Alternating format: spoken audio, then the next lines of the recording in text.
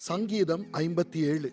தாவீது சவுலுக்கு தப்பியோடி கெபியில் ஒதுங்குகையில் தனக்கு நஷ்டம் நேரிடாதபடி அல் தஷ்கேத் என்னும் வாத்தியத்தில் வாசிக்க தாவீது பாடி ராகத் தலைவனுக்கு ஒப்புவித்த மிக்தாம் என்னும் சங்கீதம். எனக்கு இறங்கும் தேவனே, எனக்கு இறங்கும், உம்மை என் ஆத்துமா அண்டிக் கொள்ளுகிறது.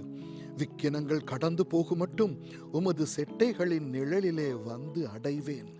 எனக்காக யாவையும் செய்து முடிக்கப் போகிற தேவனாகிய உன்னதமான தேவனை நோக்கி கூப்பிடுவேன்.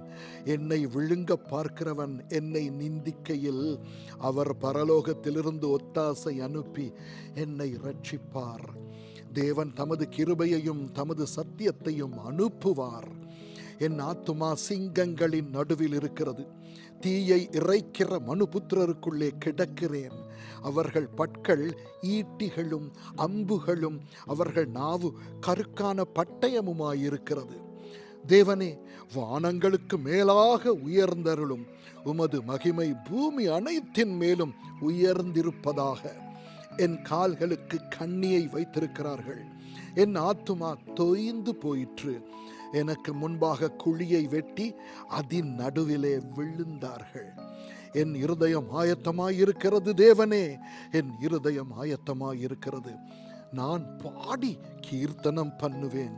என் மகிமையே விழி, வீணையே சுரமண்டலமே விழியுங்கள். அதிகாலையில் விழித்துக் கொள்வேன். ஆண்டவரே, ஜனங்களுக்குள்ளே உம்மை துதிப்பேன், ஜாதிகளுக்குள்ளே உம்மை கீர்த்தனம் பண்ணுவேன். உமது கிருபை வான பரியந்தமும் உமது சத்தியம் மேக மண்டலங்கள் பரியந்தமும் எட்டுகிறது.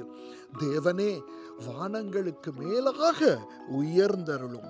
உமது மகிமை பூமி அனைத்தின் மேலும் உயர்ந்திருப்பதாக. ஆமென்.